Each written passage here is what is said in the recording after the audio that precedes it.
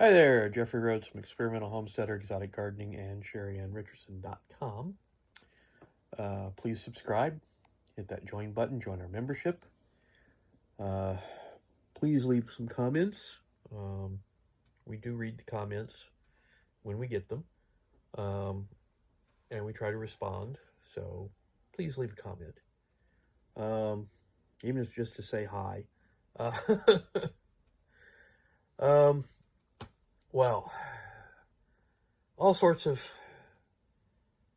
craziness and bad things are happening, mainly over in Europe.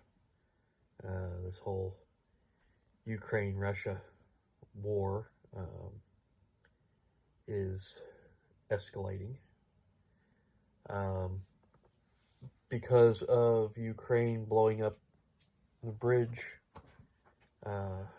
that Russia was using in Crimea. Russia responded with rocket and missile attacks,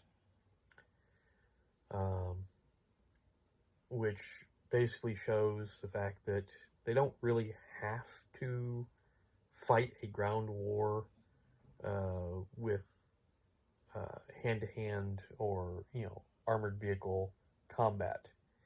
They can sit back and just lob missiles from distance and do a lot of damage. And they have a large amount of missiles that are available. So that is one option for Russia, that they could just sit back and just basically decimate Ukraine from distance. They don't have to continue on a ground war basis, really. But we also have the situation of Belarus has now said that they are going to, they're looking at the attack by Ukraine on the bridge as being an attack on them, and they are going to throw their support to Russia, and that they are basically going to mobilize their military against Ukraine. So we have another country joining in. We also have Moldavia. Basically, when Russia launched their rockets and missiles, they crossed through Moldavian airspace. They flew over the country of Moldavia. Moldavia has thrown a fit and said, Russia, don't do this again. If you send missiles over our country again, we will join Ukraine in the fight. And, so now we have another country potentially joining the fight. So,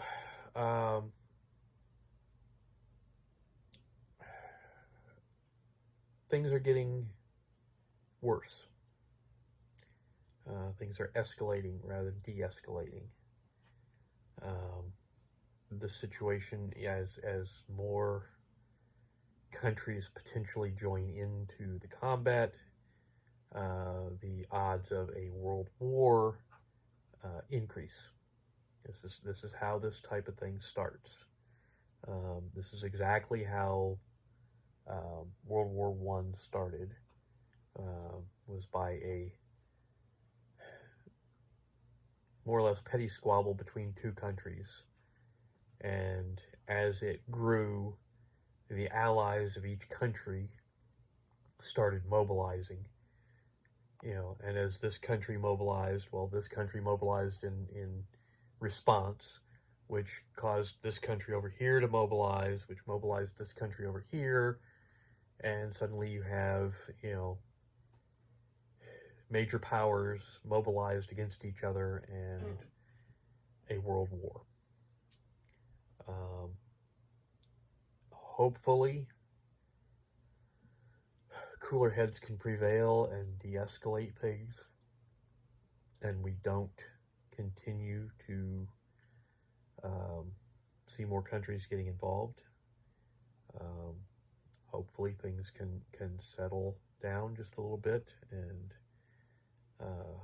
we can get past this. But I don't really think that's going to happen. I think it's going to get worse. I just don't know how much worse. I am hopeful that it's not going to be an actual world war with, you know, lots of major powers involved. But you know, it's looking that way. You look at history and you look at how things occur. This is how it happens. And also we have on our side of things, Russia has launched some cyber attacks against the U.S. There were hackers, Russian hackers, that were hacking into airport systems and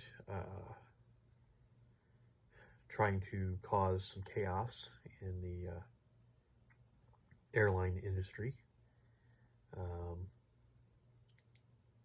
And this is the type of thing that, if they can get into the right systems, wrong for us, but right for them, they can cause all sorts of havoc with, you know, supermarket industries, banking systems, the electrical grid, and this is part of the reason people really need to start considering and start working toward having a stockpile, some backup supplies. I'm not suggesting hoarding. Hoarding is a completely different situation and is not good for the economy, not good for individuals and people. So, you know, don't rush out and buy all the toilet paper you can get. But you might want to go out and get some extra toilet paper, get some extra canned foods, you know, and just start storing up some extra supplies, you know, some necessities. You know, don't just, you know, panic buy, but think about it, come up with some supplies, you know, come up with a plan of action, get some stuff stockpiled, so that if there is an issue and you can't get to the grocery store, or you can't order online and have it delivered, you've got some supplies set up so that, you know, you can survive, you know, several days or a couple of weeks at least, until systems can possibly get back on, you know, track, and, you know, supply chains fixed, or whatever the problem is,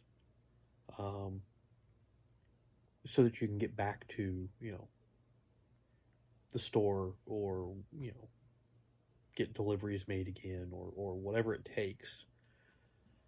But it's important that people really start making a plan and creating a surplus of supplies at home. You know, it's just the smart move, because, you know, we're already seeing some supply chain issues. You know, you go to the grocery store, some of the shelves are bare because they're not getting some of the supplies, some of the materials, some of the goods that they are wanting, or what the customers are wanting. They're getting stuff that, it's whatever the warehouse has and is shipping out. Some of the ordering is flawed at this point or just unavailable. Get to know your local farmers. There's also that. Get to know your local farmers, so that you have sources of, fresh vegetables, eggs, possibly meat, fruit,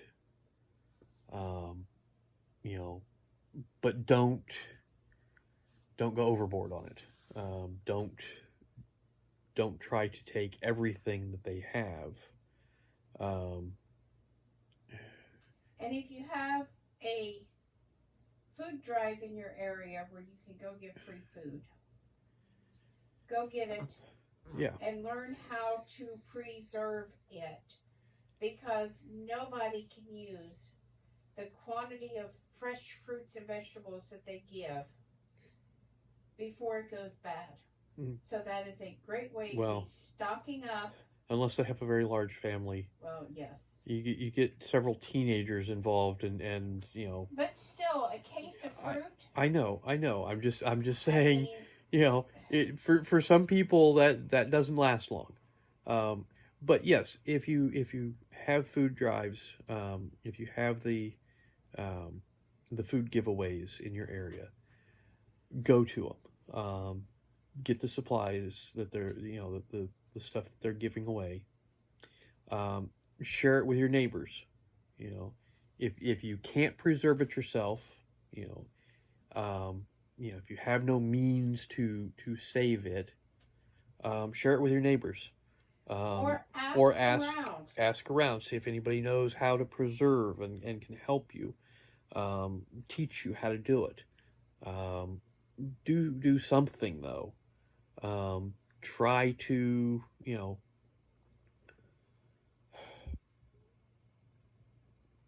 try to help yourself and others when possible.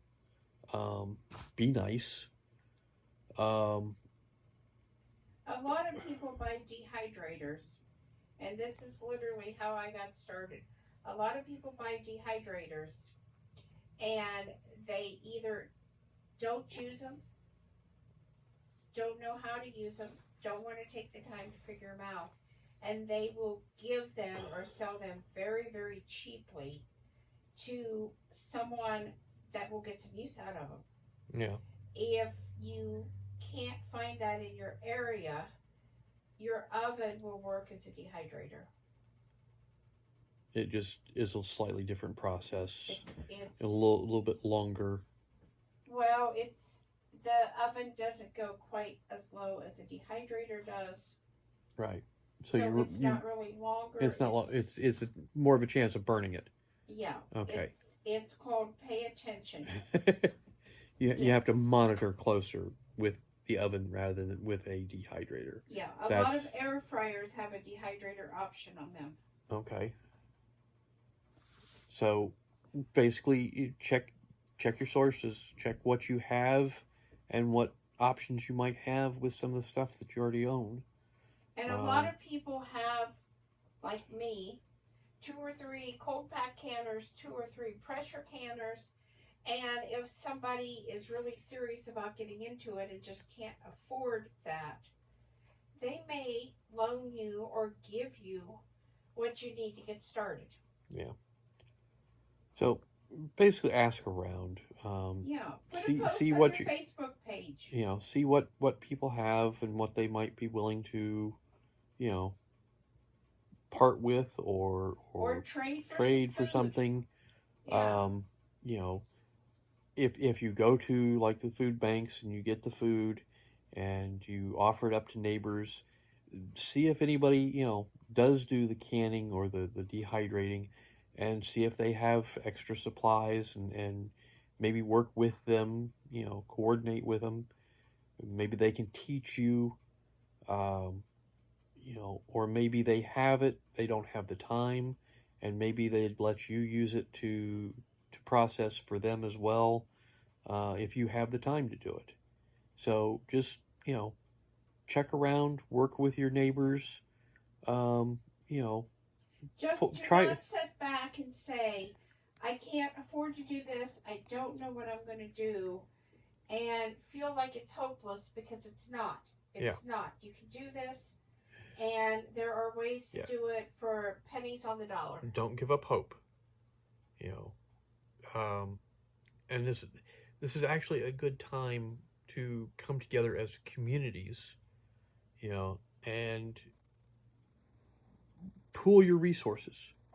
You know, that's because some people have time, but don't necessarily have the equipment, or they have the equipment but they don't have the time. So getting together with neighbors, coordinating, you know, offering up your services, you know, if you've got time available, you know, see what neighbors have that, you know, you can help with. Offer your time in exchange for, you know, their knowledge if they have it. You know, have community canning days like they used to. Yeah. Well, we need to get back to, you know, a lot of the victory gardens, the community canning days, the probably the rationing. I hate to suggest that one, but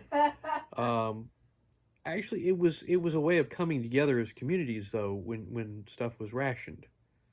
But you know, there's lots of options. Don't give up hope. Yes, things are looking horrible out there, but they may not go as badly as they may appear to be. And you know, humans are resourceful. We survive. So keep your chin up, and somehow, some way, we'll get through this. So, anyways, I think that's going to do it for tonight. So, once again, please subscribe. Give us thumbs up, thumbs down, comments below. And we will see everybody tomorrow.